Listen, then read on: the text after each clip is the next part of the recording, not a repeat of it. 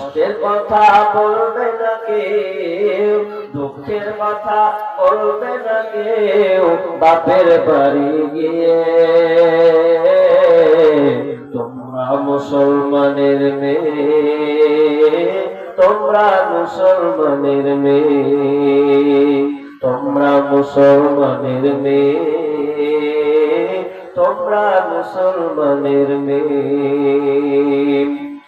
শাশুড়ি যখন বলবে কথা, নিও না কোনো মনের ব্যথা। শাশুড়ি যখন বলবে কথা, আনবে না কেউ মনে ব্যথা। চুপচাপ তুমি থেকে যাবে, চুপচাপ তুমি থেকে যাবে, জবাব নাহি দিয়ে। তোমরা মুসলমানের মেয়ে, তোমরা মুসলমানের মেয়ে, তোমরা মুসলমানের মেয়ে, তোমরা মুসলমানের মেয়ে। উপস্থিত সম্মানীয় সুযোগ্য আজকে এই মাদ্রাসা নির্ধারিত সময়ে এ জলসার সম্মানিত সভাপতি, মঞ্চভূমিষ্ঠ ওলামা ইকরাম, দূর দূরান্ত থেকে আগত সম্মানীয় অতিথিবৃন্দ, আমার সম্মুখে বসে থাকা এলাকা থেকে ছুটে আসা দিনদার ইমানদার মুমিন ভাই সকল ও প্রজেক্টের মাধ্যমে দেখনেওয়ালি সম্মানিতা মা ও বোনেরা, প্রথমে সেই মহান মনিবের দরবার প্রশংসা করব, যে মহান মনিব আমাদেরকে বিভিন্ন এলাকা থেকে এনে একটি ইসলামী সভা, সুন্দর একটি সামিয়ানার নিচে কোরআন এবং হাদিসের আলোচনা শোনা এবং আমলের উদ্দেশ্যে যিনি আমাদেরকে বসার তৌফিক দান করেছেন, সেই মহান মুনিবের আমরা সবাই একটু উচ্চকণ্ঠে প্রশংসা করি, বলি আলহামদুলিল্লাহ। যতটা চাইছি ততটা পাই না। আল্লাহর প্রশংসা করতে গিয়ে কি আপনাদের পয়সা খরচ হবে? বরঞ্চ আরো আমাদের মাইনাস আল্লাহকে দিতে পারবো। এক সেকেন্ডের শ্বাস প্রশ্বাস অক্সিজেন যদি ধরা হয়, বন্ধ করে দেওয়া হয় এক সেকেন্ডের জন্য, অক্সিজেন যদি বন্ধ করে দেন আল্লাহ, আপনাদের আমার কিছু করার আছে? যে কিছু করার আছে? কিছু যায় আসে না। যে আল্লাহ বিনা পারিশ্রমিক কিছু নাই, অথচ আল্লাহ আমাদেরকে বাঁচিয়ে রেখেছে। অথচ আপনার যদি দুনিয়ার অক্সিজেন প্রয়োজন হয়, তাহলে আপনাকে লক্ষ কোটি টাকা খরচ করলেও আপনি বেশি বেশি টিকতে পারবেন। 2023 এটা হচ্ছে 24, সামনে আসবে 25। 2023-এ সম্ভবত জুন মাসের দিকে অক্সিজেন নিয়ে গেল সমুদ্রের তলায়, বেশিক্ষণ টিকলো না, ফেটে মাত্র 3000 ফুট গেছে। এর মধ্যে 5 জনই ভ্যানিশ হয়ে গেছে। সাবমেরিন টাইটান, ওদের শখ ছিল টাইটানিক জাহাজ ধ্বংসস্তূপ দেখার জন্য। আল্লাহ ওদেরকে অনেক টাকা দিয়েছে, কিন্তু যে সাবমেরিন টাইটান 90 ঘন্টা এর পাওয়ারফুল ছিল, অথচ মাত্র 3000 মিটার গেছে। অথচ 6000 মিটার নিচে একটা মাছ 4 ইঞ্চি বেশি নয়, 4 ইঞ্চি মাছ, এই 4 ইঞ্চি মাছ ও বাচ্চা দিচ্ছে, আনন্দ করছে, ঘুরছে, বেড়াচ্ছে, এদিক ওদিক, গানে বানে, কোনো অসুবিধা নাই। অথচ একটা এই গ্যাসের মতো সিলিন্ডারের মতো একটা জাহাজ সাবমেরিন টাইটেন ওটা মাত্র 3000 মিটার গিয়ে ওকে ফুটিয়ে দিয়েছে। আল্লাহর দয়া দেখেন যে আল্লাহ আমাকে এখন আপনাকে বাঁচিয়ে রেখেছে, আমাকে টিকিয়ে রেখেছেন, সে আল্লাহর প্রশংসা তো বারবার করা উচিত, বরং দিল খুলে বলা উচিত। আমরা আবারও আল্লাহর প্রশংসা করি, বলি আলহামদুলিল্লাহ।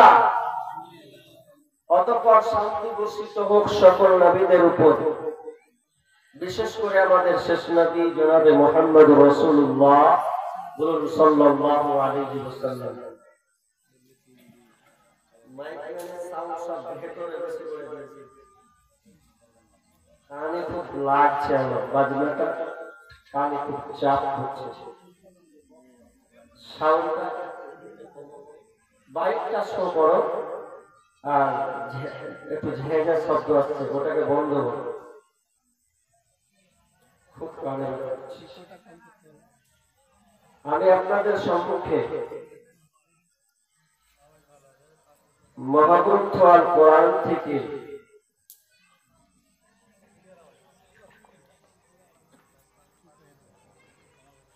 তিনটি আয়াত পড়েছি। এই আয়াত এবং দুইখানা হাদিসে নববী পাঠ করেছি।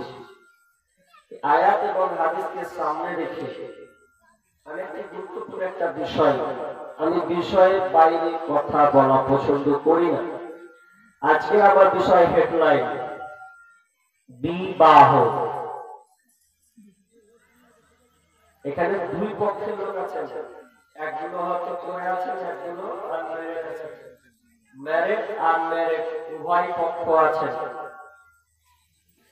তো আমার মনে হয় বিবাহে বিবাহিত বেশি আছে, এরপরেও শোনা জরুরি আছে। যদি ভুলে থাকেন তো আল্লাহ মালুক, আল্লাহ আপনাদের ক্ষমা করুন। তবে বিবাহটা খুব ইম্পর্টেন্ট একটা বিষয়। যেমন আপনি নামাজ সম্পর্কে জানছেন, রোজা সম্পর্কে জানছেন, দান করার ব্যাপারে জেনেছেন, হজ করার ব্যাপারে জেনেছেন, যাকাতের ব্যাপারে জেনেছেন, তো বিবাহ এটার ব্যাপারও আপনাকে জানতে হবে, তাহলে আপনার জীবনটা সুখী হবে।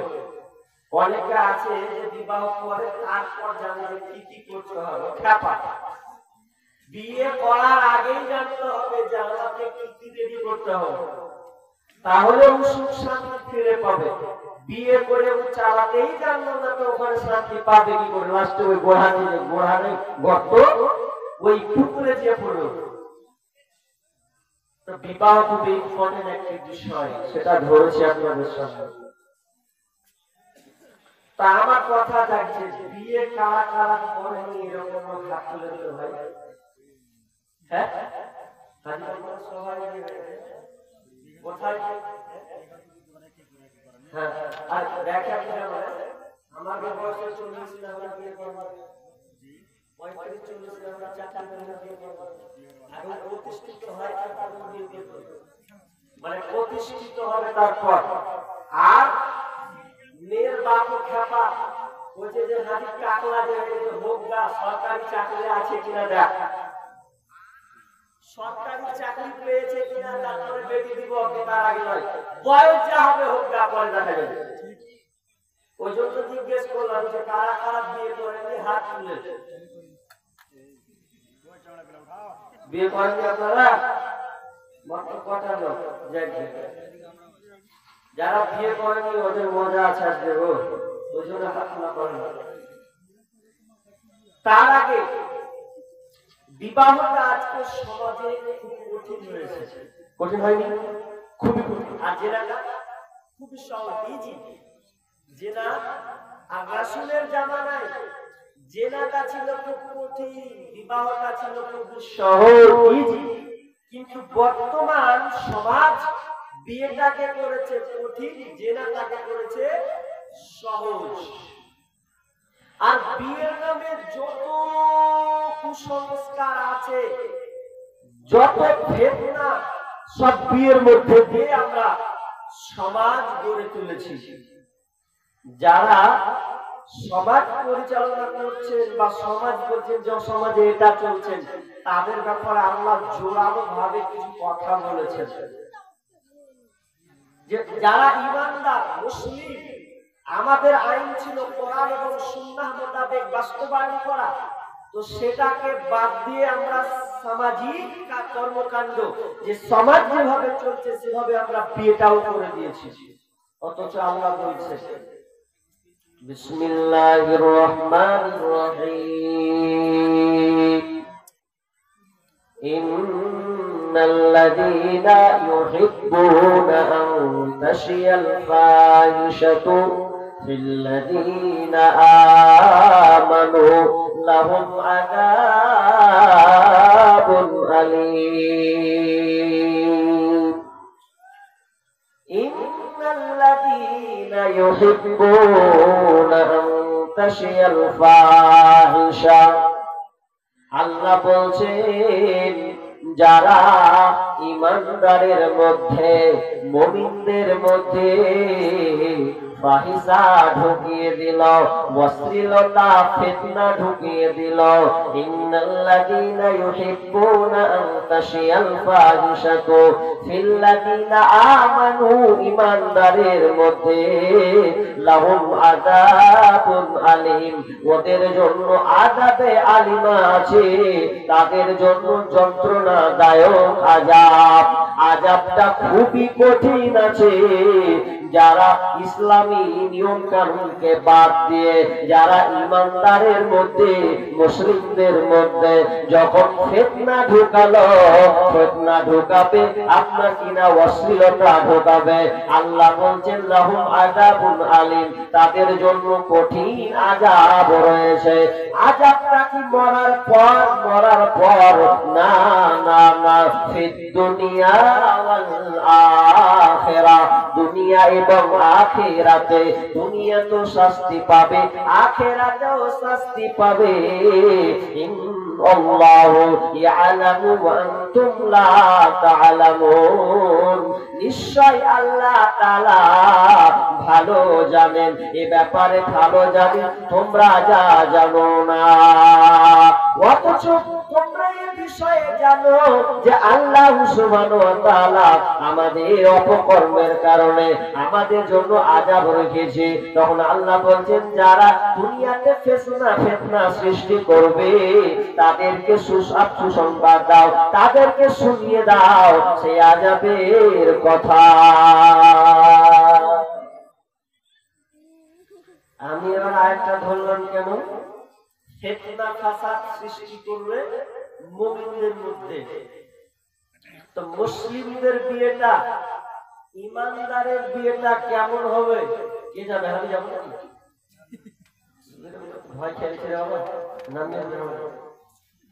তো ফিতনা ফাসাদ ঢুকিয়ে দেওয়া হবে।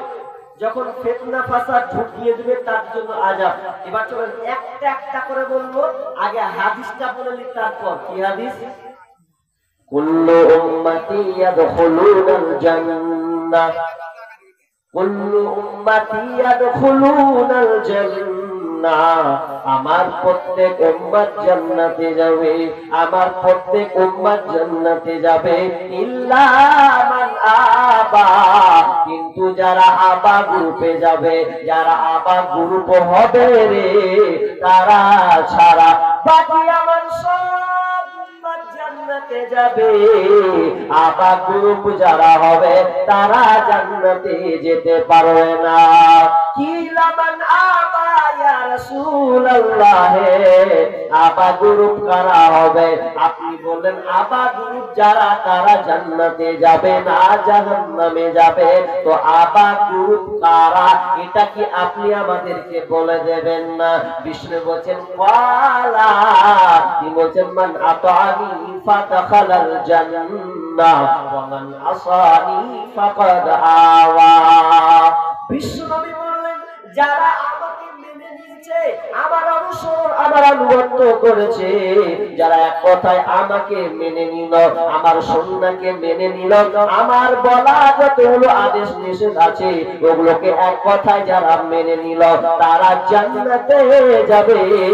আর যারা আমাকে মানতে পারল না, আমার আইনগুলোকে মানতে পারল না, আল্লাহ যেটা আমাকে দিয়েছেন আমি তোমাদেরকে বললাম, এটা যারা সমাজে বাস্তবায়ন করলো না, আল্লাহর আইন বাদ দিয়ে নবীর আনুগত্য, নবীর কথা সুন্নাহগুলোকে বাদ দিয়ে যারা দুনিয়ার সংবিধান রচিত নিয়ে মেনে চলল, আল্লাহ বলছেন, ও কৃষ্ণ বলছেন, ওরা জাহান্নামে যাবে।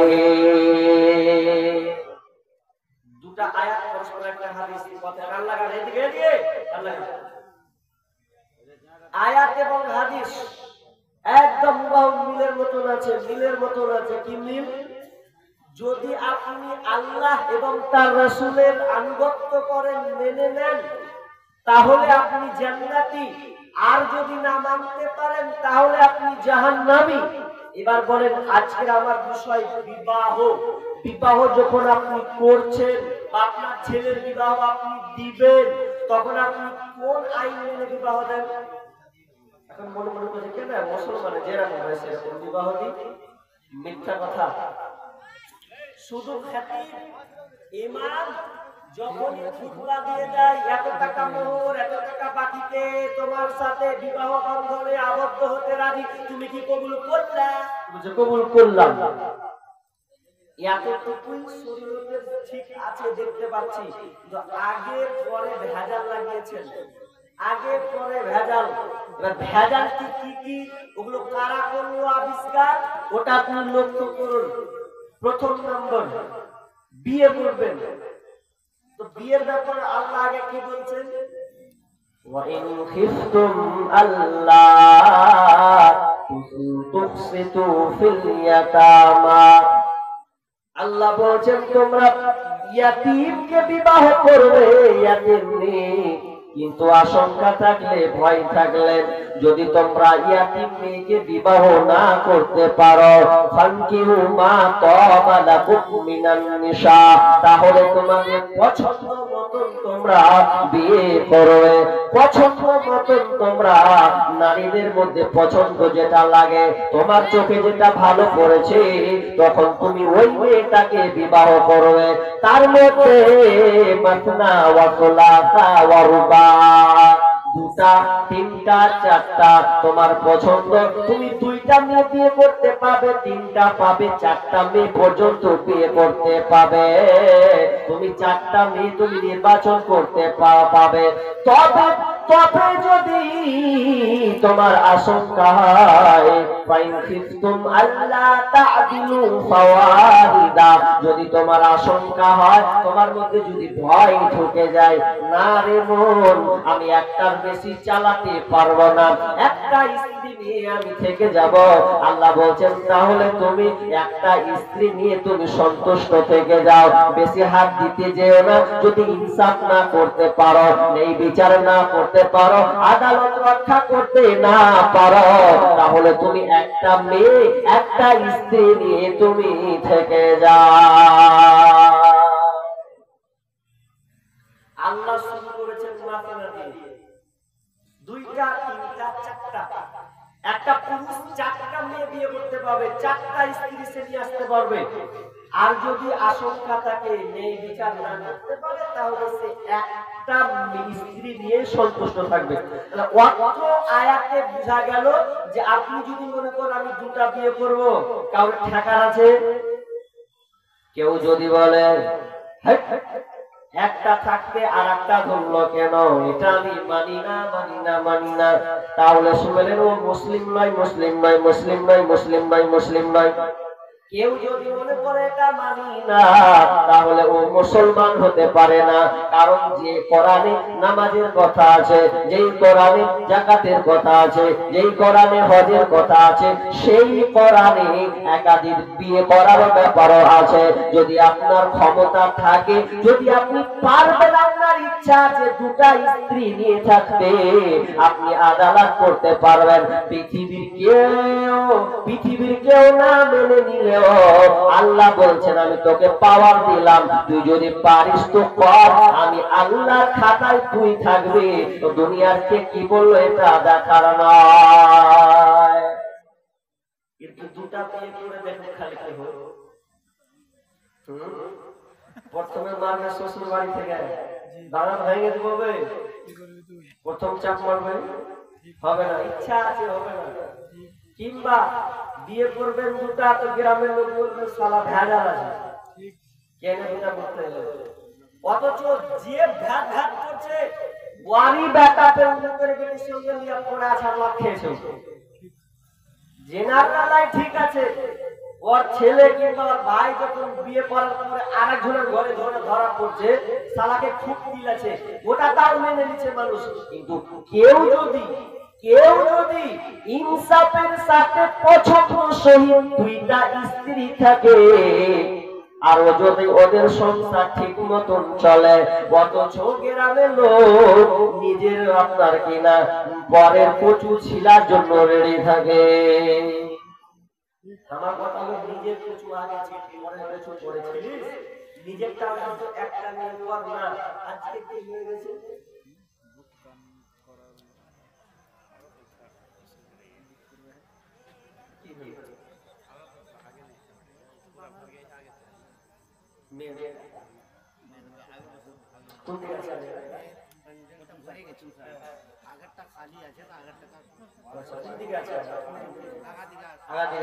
মা বোন ওরে আমার খালা ভালো করে শোনো, আগে জায়গা অনেক ফাঁকা আছে, জায়গা ফাঁকা আছে, বোন আপনার পরে খালা কোনো পাশে আসবে, ওরা দাঁড়িয়ে আছে। আল্লাহর মেহেরবানি, মা বোন আপনারা একটু একটু করে আগিয়ে যান আল্লাহর রাস্তে। আপনাদের সামনে অনেক জায়গা ফাঁকা আছে, যেটা কমিটি আমাদের বললো, আপনারা একটু আগে আসেন। আল্লাহর মেহেরবানি, দেখেন অনেকে শোনার জন্য এসেছেন, ওদেরকে জায়গা করে দেন। আর মার্দ, আচ্ছা আপনারা ছেলেরা যারা আছেন, এই দুটো জায়গা ফাঁকা আছে। আবার বাম দিকে যারা দাঁড়িয়ে আছেন বা পেছনে আছেন, ওরা একটু ভাই চলে আসেন তো, আল্লাহর মেহেরবানি, ভাই আসেন আসেন, জলদি করে আসেন। এই জায়গাটা ভরে নেন, তাহলে পেছনে যারা আসবে তারা বসে যাবে সুযোগ। দেখেন জায়গা দেন, আল্লাহ আপনাকে বদলা দিবেন, এটা আপনার কল্যাণ নেকি রয়েছে। আপনি নিজে জায়গা করলেন, অপরক করে দিলেন, বিচার ময়দানে আল্লাহ আপনাকে এর বিনিময়ে আপনাকে দান প্রতিদান দেওয়া হবে। বলছিলাম যে আপনি একাধিক বিয়ে করতে পারবেন যদি আপনার সামর্থ্য থাকে, আর যদি মনে করেন যে আমি পারবো না, একটা নিয়ে আমি সন্তুষ্ট, তাহলে আপনি একটা নিয়ে থাকুন। এটা ফরজ নয় যে আপনাকে দুটা বিবাহ করতেই হবে, তিনটা করতেই হবে, চারটা পূর্ণ করতেই হবে, এমন কথা নয়। তবে যার ইচ্ছা আছে সে যদি করতে পারে, এটা আপনি সমাজে গ্রামে চায়ের দোকানে বসে টল মারিয়েন না যে অমুকের কাটা দুটা বহুল এসেছে, তাহলে আপনি গুণাগার হবেন, তখন গুণাগার হবে। আপনার বলার অধিকার নেই, বলার অধিকার নেই। এখন কোন যদি বলেন যে দুটা বিয়ে ঘৃণা করেন, সাহাবীরা কোন সাহাবী? আবু বকর, উমর, উসমান, আলী একাধিক বিয়ে করেছেন। আমাকে করতে করতে আপনি আবু হুরায়রার কাছে চলে যান, খালিদ বিন ওয়ালিদের কাছে চলে যান, তারা এতটা সন্তান নিয়েছে। আবু হুরায়রা ৭২টা পর্যন্ত সন্তান নিয়েছেন, তার বেশি হতে পারে। খালিদ বিন ওয়ালিদ তিনি ৮১টা সন্তান পৃথিবীতে ছেড়ে গেছেন। তার মানে তাদের একাধিক বিবি ছিল, একাধিক স্ত্রী ছিল। বড় বড় অনেক হাদিস আছে যারা একাধিক বিয়ে করেছেন। যদি চলে যান আরবের দিকে, তো অনেক বড় বড় যারা মুফতি আছেন তাদেরও একাধিক স্ত্রী আছে। এটা দোষের কিছু নয়, দোষটা হয়েছে কোথায়? তো হয়েছে অনেক নেশাখোর, মদখোর, গাঁজাখোর তাকে নিয়ে পালিয়ে দুটা জুটিয়েছে। তো ওটা তো আপনার আদর্শ নয়। দু একজন নিয়ে পালিয়ে আসলো যে ওকে দেখি দেখ সারা শখ কত হবে, ওখানে ঠিক আছে, কিন্তু একটা তলা করে এখনই বললাম রে ভাই, আমি ধরে ধরে নেব এখন তো বলতাম। মা বোন আবারও বলছি, আপনারা সামনে আগান, সামনে আগান, জায়গা ফাঁকা আছে অনেক আপনাদের। দেখেন আল্লাহর মেহেরবানি অনেক জায়গা ফাঁকা আছে, তাই বুঝতে পারলাম। তো বসেন, মেয়েরা একটু ওরাকে পারা যায়নি, আমার বাড়িটাকে ভালো তো আর কিছু পাবে ছেলে খুব করি বসলো তো মানে বসলো, হ্যাঁ কে না করবে না কে হ্যাঁ ই যাতে মেয়ে ওরা যাকে ওদের ব্যাপারে বলছি না আজকে বিবাহটাই বলি। তো কি বললাম, বিবাহ করা, একাধিক বিয়ে করা কোনো খারাপ বিষয় নয়। এবার চলেন বিয়ে করবেন। বিয়ে করার যুবককে আল্লাহ রাসূল বলছেন, ইয়া মাশারাস শাবাবি মান ইসতাতা মিনকুমুল বা'আ ফালিয়াতাযাওয়াজ ওয়াহসানু লিল বাশার ওয়াহসানু লিল ফারদ। বিশ্বনবী বলছেন, হে যুবক দল, যাদের তোমাদের ক্ষমতা আছে, যৌবন শক্তি আছে এবং তোমরা খাওয়াতে পারবে, পড়াতে পারবে, এক কথায় তাদেরকে তোমরা চালাতে পারবে সব দিক দিয়ে। বিশ্বনবী বললেন, তাহলে তোমরা বিয়ে করো, বিয়ে করো, বিয়ে করো। আর আমাকে বাচ্চা চারা রয়েছে যে বেটা আগে দু পায়ে দাঁড়াবে তারপরে বিবাহ দিবে। ঠিক হাজি, দু পায়ে দাঁড়াবে, তোমার বেটা কোন পায়ে আছে? এক পায়ে, ডান পায়ে না বাম পায়ে, দু পায়ে দাঁড়িয়ে আছে হাজি। তো বলছে আগে বললে, অথচ বিষ্ণু বলছেন যে তুমি যদি প্রতিষ্ঠিত হতে চাও তো বিয়ে করো। প্রতিষ্ঠিত যদি হতে চাও তো আমার বেটা প্রতিষ্ঠিত হয়নি, আর হবে বিয়ে করলে হবে প্রতিষ্ঠিত। কিন্তু আজকের গার্জেনরা ছেলেদের সঠিক সময়ে বিবাহ দেয় না। অথচ আলীর হাদিস, বিশ্বনবী আলী বলছেন, ইয়া আলিউ সালাসুন লা তুআখিরহা, আলী রে খবরদার তিনটি জিনিসে দেরি করবে না, তিনটি জায়গায় খবরদার লেট করবে না, বিলম্ব করবে না। যখন এই তিনটা চলে আসবে সঙ্গে সঙ্গে তাড়াতাড়ি পদক্ষেপ নেবে। এক নাম্বার কি, আসসালাতু ইযা আনাত, আসসালাতু ইযা আনাত, যখন তোমার নামাজের টাইম হবে, সালাতের যখন সময় হয়ে যাবে, খবরদার লেট করবে না, লেট করবে না, লেট করবে না। আমরা অনেকদিন নামাজই পড়ি না, লেট করার কি আছে? এখানে যত লোক আছে নামাজ আমরা পড়ি না, কিন্তু নামাজ যদি না পড়েন জীবনে জান্নাতে ঢুকতে পারবে না, এটা মনে রাখি। ফজরের ক্ষণ গেল পড়নি নামাজ, জোহরে উঠেছিলে নিয়ে শত কাজ। ফজরের ক্ষণ গেল পড়নি নামাজ, জোহরে উঠেছিলে নিয়ে শত কাজ। খেলাই খেলাই গেল আসরের কাল, মাগরিবে পড়লে না নামাজির সাজ। ফজরের ক্ষণ গেল পড়নি নামাজ, জোহরে ডুবেছিলে নিয়ে শত কাজ। বিনোদনে কেটে গেল এসার সময়, এতটুকু জাগলো না কবরের ভয়। বিনোদনে কেটে গেল এসার সময়, এতটুকু জাগলো না কবরের ভয়।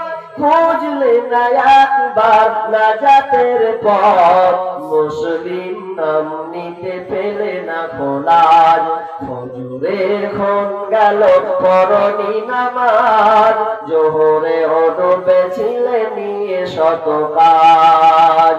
তোমার মতন নেই হতভাগা কেউ, নেই এত পৃথিবীতে বদমাশিয়ার। তোমার মতন নেই হতভাগা কেউ, নেই এত বদমাশ পৃথিবীতে আর। একবার শুরু হলে ভাঙনের ঢেউ, কখনো ফিরাতে জানি পারবে না তার। সালাত ফারাক করে কাফের মুমিন, বিশ্বাসে আঘাত করে বুকের জমিন। সালাত কায়েম করা ইমানের দাবি মনটাকে মুখী কর পরকাল মুখী কর মনটাকে আজ ফজরের ক্ষণ গেল পরনি নামাজ জোহরে ডুবেছিলে নিয়ে সব কাজ নামাজের সময় হয়ে গেছে নামাজ পড়তে হবে দুনিয়ার যত কাজ আছে ছেড়ে দিতে হবে বিশ্বনবী আলীকে বলছেন আলী রে আসসালাতু ইযা আনাত যখন সালাতের সময় হবে রে তাড়াতাড়ি করে নামাজটা আদায় করবে যখন মানুষ মারা যাবে তাড়াতাড়ি করে তার দাফন কাফন করবে তাড়াতাড়ি তার জানাজাটা দিয়ে দেবে নামাজ তো নেই জানাজার নিয়েও খেলা খেলে আপনাকে এদিকে কয় ঘন্টা পর জানাজা হয় মানুষ বললে হাদিসের বাক্য হাদিসের সেন্টেন্স কি যে মানুষ মারা গেল সময় মতন তাড়াতাড়ি দাফন করবে তো দাফন করতে সময় কতটুকু লাগবে কবর খুঁড়তে কবর রেডি করতে খুঁড়তে বাঁশগুলো কেটে যতটা সময় লাগে কতটা সময় তার জন্য দেওয়া উচিত কিন্তু আমাদের সমাজে হয়ে গেছে বেটা একটা দিল্লি একটা আছে কলকাতা একটা আছে মুম্বাই দুদিন লাগলে কি দেড় দিন লাগলে কি যদি একদিন লাগে তো লাগুক কোনো অসুবিধা নাই লাগলে লাগুক কোনো অসুবিধা নাই বেটা আসবে বাপের মুখখান দেখবে তারপরে দাফন হবে এদিকে আপনারা এদিকে আছে বেটা আছে হ্যালো আব্বা মরে গেছে যেমনই আব্বা মরা মোবাইল মুসলমানদের কি করা উচিত ছিল আব্বা মরল যেই মরল তখন বলতে হবে ইন্না লিল্লাহি ওয়া ইন্না ইলাইহি রাজিউন তাই তো মোবাইল ছেড়ে দিয়ে তখন 10 ঘন্টা পর 16 ঘন্টা পর বাড়ি হচ্ছে বাপের মুখখান খুলছে যেমনই বাপের মুখখান খুলছে তেমনি ও কাঁদতে শুরু করে দিল বাপু হে বলে 16 ঘন্টা পর কাঁদছে যে বাবা মরে গেলি আচ্ছা ও কানার পর বাপ বাঁচবে তুমি হাদিসের খেলা করেছো 16 ঘন্টা 17 ঘন্টা আটকে রেখেছো অথচ ইমাম তিরমিজি বলছেন যখন মানুষ মরে যাবে তাড়াতাড়ি দাফন কাফন করো ভালো যদি হয় তাড়াতাড়ি নিয়ে যাও জান্নাতি লোকটাকে কেন দুনিয়ায় আটকে রেখেছো ওকে তাড়াতাড়ি দাফন করো জান্নাতে সে চলে যাবে মন বুঝে আছেন ওকে কেন আটকে রেখেছো তাড়াতাড়ি পাঠাও ওই জাহান্নামের লোককে কেন দুনিয়ায় রেখেছো ওকে তাড়াতাড়ি কবরে ভরো জাহান্নাম রেডি হয়ে আসে তার শাস্তি তার জন্য রেডি হয়ে আসে অতএব যে ভালো হবে তাড়াতাড়ি মন্দ হলেও তাড়াতাড়ি এইজন্য বিশ্বনবী আলীকে বলছে ওয়াল জানাজাতু ইযা হাযারাত এ আলীর খবরদার জানাজা যখন হবে লেট করা যাবে না ওয়াল আইয়ুম ইযা ওয়াজাতা লাহা কুফুয়া যখন একটা ছেলে মেয়ের বিয়ের বয়স হয়ে যাবে বিয়ের সময় চলে আসবে তখন তাড়াতাড়ি পাত্র পাত্রী খোঁজার ব্যবস্থা করো মেয়ে হয়ে গেছে 20-22 এখন পর্যন্ত বিয়ে দিচ্ছে না বলছে আগে গ্রাজুয়েশন পাস করুক আগে ডিগ্রি নেওয়ার মতন মোটা কিছু করুক তারপরে বেটির বিয়ে দিব তুমি বেটির বিয়ে দিব কইছো তার আগে তোমার বেটি চারা নিয়ে দেবে সেদিন তুমি প্রস্তাব দেখতে নিয়ে যায় না কত ছেলে নিয়েছে কত ছেলে যে নিয়েছে বাপের মুখে কালো করে দিয়েছে বিয়ে লেট করার কারণে জীবন মরণ শেফালির হাতে আমার জীবন মরণ শেফালির হাতে পারে বাঁচাতে শেফালি পারে বাঁচাতে আবার মরতে পারে বাঁচাতে আমার জীবন মরণ শেফালির হাতে আল্লাহ নিজে নিজে বলছে আমার জীবন মরণ শেফালির হাতে সে আমায় পারে বাঁচাতে সে আমায় বাঁচে পারে বাঁচাতে আমার জীবন মরণ শেফালির হাতে ওই আব্বা আমার কথা শোনার পরার কি আছে আমার জীবন মরণ শেফালির হাতে ওই আব্বা আমার জীবন মরণ শেফালির হাতে নজরুল্লাহ অথচ শেফালি পেয়েছে বাপ বলছে কি বাপ মায়ের জন্য হ্যাঁ বাপজি করে দিয়েছি। তো কি বলছিলাম যে আপনি চয়ন করবেন না, তার আগে আপনাকে চয়ন করে নেবে, চয়ন করে নিয়ে বসে থাকবে। বাপ বেটা খুঁজছে আর একটাও মিলছে না, একটাও ছেলে মেয়ে কানেক্ট হচ্ছে না। তখন বলছে হ্যাঁ আমি 20-25টা হয়ে গেল ছেলে মেয়ে দেখা, একটাও মেয়েতে পারবে না। বাপ বলছে তোর লেগে মেয়ে দেখেছি, মেয়ে দেখেছি। মেয়ে দেখেছো তো আমি এখন 20টা সিলেক্ট করলাম, সবই ক্যান্সেল পালিয়ে দিয়েছে। আব্বা তুমি আমার ছেলেদের মেয়ে দেখেছো? বলছে হ্যাঁ দেখেছি রে। মনে মনে বলছে 20টা ছাড়লো, এটা বিয়ে করবো, কেমন মেয়ে আছে ভেজালে। অথচ মেয়ে কেমন নির্বাচন করতে হবে আল্লাহ বলে গেছেন। বাপ যে কেমন নির্বাচন করেছে, যে তোর লেগে বেটি দেখেছি ঠিকঠাক। আর একটা কথা কবি না, বিয়ে হলো, বিয়ে হওয়ার পর বাসর ঘরে ঢুকছে, বাসর মনটা খারাপ, 20টা মেয়ে দেখেছে, একটাও চয়েস হয়নি। বাপ ওখান থেকে যে একটা করলো, ওখানে টেনশনে আছে, সালা 10 ঘাটের পানি নেই তো। মনে মনে বলছে 10 ঘাটের পানি নেই তো, আমি তো 10 ঘাটের পানি, তোদের 11 ঘাটের হয়ে গেল। যে বাসর ঘরে জুয়া হয়, আলোচনা হয়, গল্প হয়, এ হয় সে হয়, তো বাসর ঘরে ঢুকেই শুরু মেরে দিয়েছে জুয়া, বাদ তোর নাম বাদ কাম বাদ। তো বলছে কি আমি ঠকি নাই, ওই আমি ঠকি নাই রে, ওই আমি ঠকি নাই, ওই আমি ঠকি নাই রে। সবাইকে আমি ঠকিয়ে এলাম, ও সবাইকে আমি ঠকিয়ে এলাম, আমি কিন্তু ঠকি নাই, ওই আমি ঠকি নাই, ওই আমি ঠকি নাই রে। ও তুমি আমার 9 নম্বর বিবি রে। স্ত্রী মাথায় হাত, আহারে 9 নম্বর স্বামী তুমি 9 নম্বরে পড়েছো, আমার তো জীবনটা গেল। এবার মনে বলছে কি শুনাবি তুই আমাকে? তখন স্ত্রীও বলছে তুই যেমন 9 ঘাটের পানি খেয়েছিস, আমি কয় ঘাটের পানি খেয়েছি এবার তুই শোন। তখন বুয়ো গান ধরে নিয়েছে, আমি ঠকি নাই, ওই আমি ঠকি নাই রে। সবাইকে আমি ঠকিয়ে এলাম, আমি কিন্তু ঠকি নাই, আমি ঠকি নাই রে। ও তুমি আমার 10 নম্বর স্বামী রে। আমার 9টা চোখের 10টা বাপ আমার জন্য কি বহু দেখলে ভেজালে বললাম। গরজ বিশ্বনবী বলছেন তোমরা মেয়ে দেখবে, তুনকাহুল মারআতু লিআরবাঈন, লিমালিহা ওয়া লিহাসাবিহা ওয়া লিজামালিহা ওয়া লিদীনিহা ফাজফার বিযাতিদ্দীন।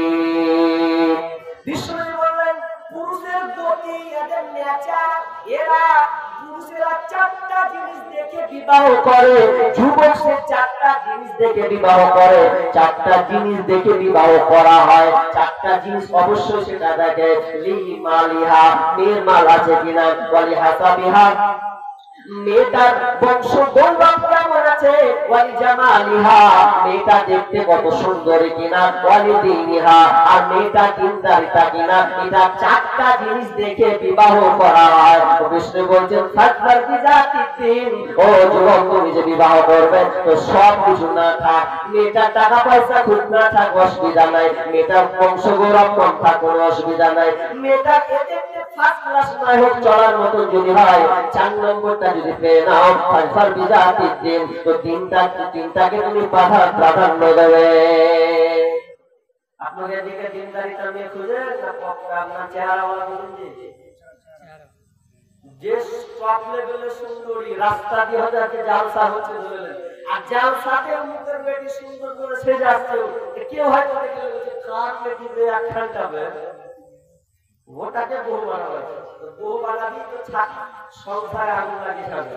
আর বিশ্বনবী বললেন যে মেয়েটা দিনদারিতা আছে, শরীয়ত সম্পর্কে ভালো জ্ঞান রাখে, ওই মেয়েটাকে তুমি প্রাধান্য দাও, তুমি সুখ পাবে।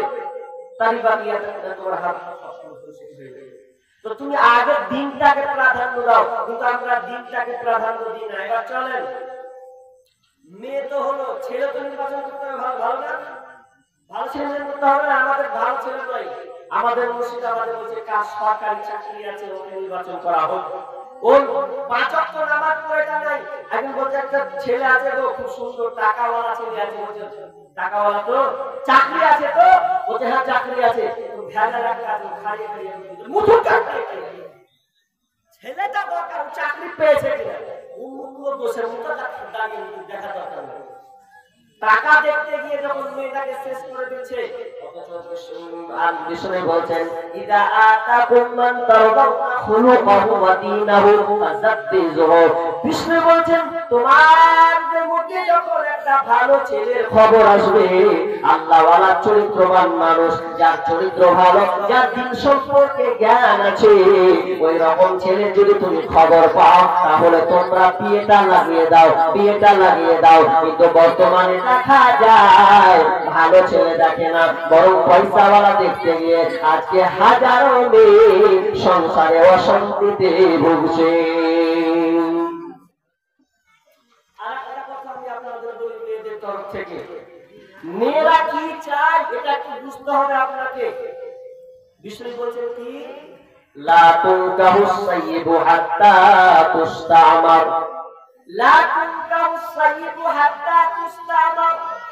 বিষ্ণু বলছেন যেই মেয়েটা আপনার কিনা বিধবা কিংবা তালাক প্রাপ্ত মেয়ে আসে, যেই মেয়েটা তালাক প্রাপ্ত কিংবা বিধবা যার স্বামী মারা গিয়েছে, ওই মেয়েটা যখন তুমি গার্জেন বিবাহ দেবে তখন তার কাছ থেকে তুমি অনুমতি নেবে ওই মেয়েটা রাজি আছে কিনা। ওয়ালাল বিকু ইল্লা বিইজনিহা, এবং কুমারী মেয়ে যদি হয়, আপনার কিনা অল্প বয়সের মেয়ে যদি হয়, অর্থাৎ আন্ডারের মেয়ে যখন আপনি বিবাহ দিবেন ভালো করে কান লাগান, তখন তোমরা তার কাছ থেকে পারমিশন নেবে, অনুমোদন তার কাছ থেকে নিবে। সাহাবীরা বললেন ওমা ইদনুহা, বিষ্ণুনবী কিভাবে আমরা মেয়ে পারমিশনটা কিভাবে, মেয়েটা রাজি আছে কিনা এটা আমরা কিভাবে বুঝবো? বিষ্ণু বলেন ফাল আনতাসকুতা, যখন মেয়েটাকে দেখবে মেয়েটা চুপচাপ আছে, শান্ত হয়ে আছে, কোনো কিছু বলছে না, যদি পারমিশন দেয় ভালো, যদি চুপচাপ থাকে নীরব থাকে তো বুঝবে মেয়েরা রাজি আছে, মেয়েটা অনুমোদন দিয়েছে। যদি মেয়েটা কান্না করে দেয় খবরদার বাপ তুমি শুনে নাও, খবরদার ছেলে টাকাওয়ালা পেয়েছো বলে তুমি মেয়েটাকে জোরপূর্বক বিয়ে দিবে, এটা বিয়ে হবে না, হবে না, হবে না।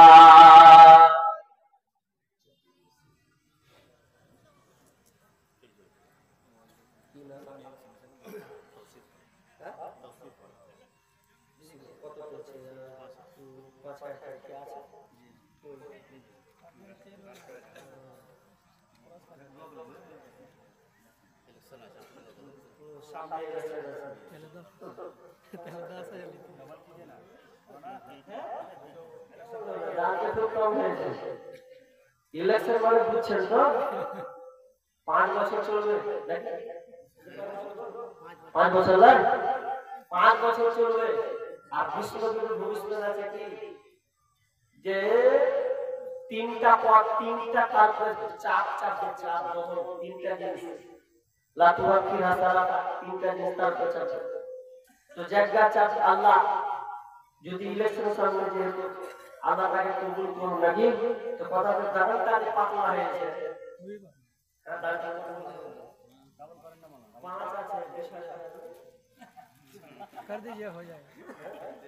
ইলেকশন যখন দোয়া করবো 8-5,000 কি নাম তৌসিফ আলম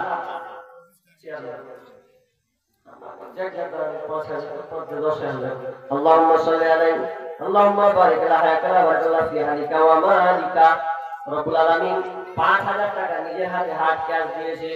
এরপরে আপনার করলাম তো আল্লাহ তারপরে আরো 5,000 টাকা যোগ করলেন। রব্বুল আলামিন উনি যে নিয়াতে দিয়েছেন, যে আশায় আকাঙ্ক্ষা দিয়েছেন, রব্বুল আলামিন সেই নিয়াতকে আল্লাহ তুমি পূর্ণ করো। রব্বুল আলামিন যদি সেই চেয়ারম্যান আল্লাহ কল্যাণ থাকে তো কল্যাণ দাও, আল্লাহ অকল্যাণ থাকে আল্লাহ অকল্যাণ থেকে তুমি মুক্তি দাও। রব্বুল আলামিন তার রুজি রোজগারে বরকত দাও। সন্তান ছেলে মেয়েদেরকে আল্লাহ তুমি সুখী সহি সালামতে রাখিও। রব্বুল আলামিন যতদিন তিনি যদি আল্লাহ পান যদি থাকে আল্লাহ তোমার পছন্দ অনুযায়ী আল্লাহ তুমি তাকে মেধা বুদ্ধি শ্রম দিয়ে আল্লাহ তুমি তাকে হেফাজত করিও। আল্লাহ যতদিন থাকবে আল্লাহ যেন দিনের খিদমত করা যেন তৌফিক থাকে, এই তুমি তৌফিক দিও। আমিন।